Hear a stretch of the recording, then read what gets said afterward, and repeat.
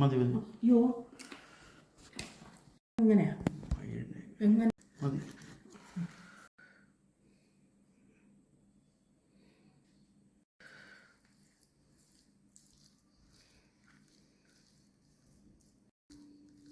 മതി.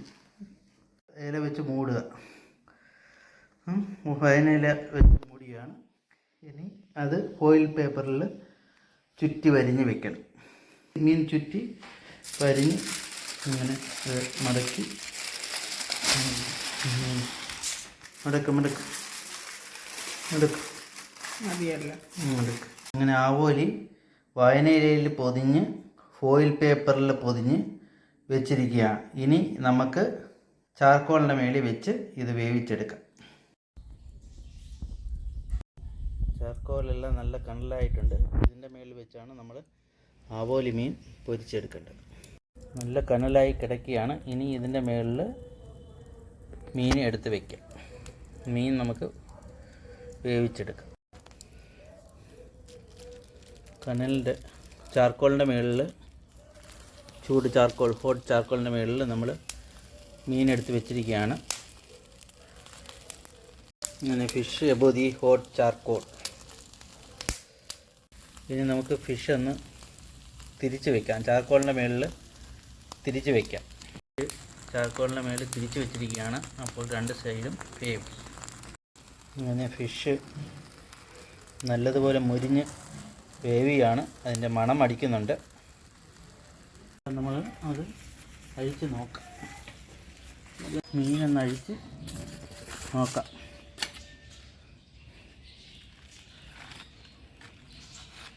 മീൻ നല്ല വൃത്തിയായി വെന്ത് പരുവായിട്ടുണ്ട്. സൂപ്പറായിട്ട് വെന്ത് പരുവായിട്ടുണ്ട് മീൻ. ഇനി നമുക്ക് അത് ഇലയിലോട്ട് എടുക്കാം.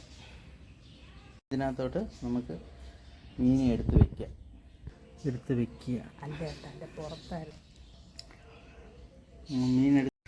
ഇനി നമുക്ക് മീനൊന്ന് ടേസ്റ്റ് ചെയ്ത് നോക്കാം.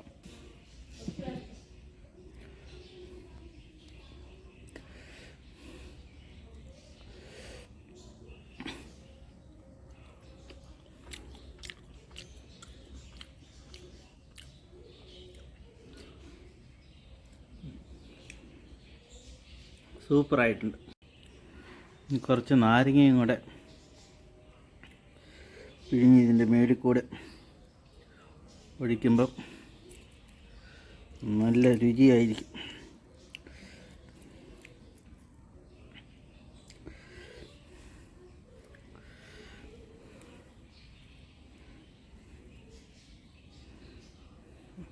സൂപ്പറായിട്ട്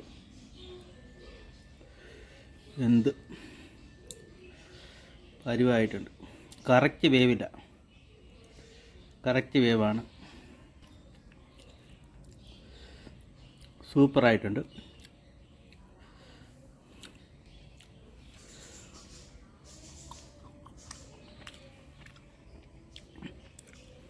നാരങ്ങയും കൂടെ പുരട്ടിയപ്പം നല്ല രുചിയുണ്ട്.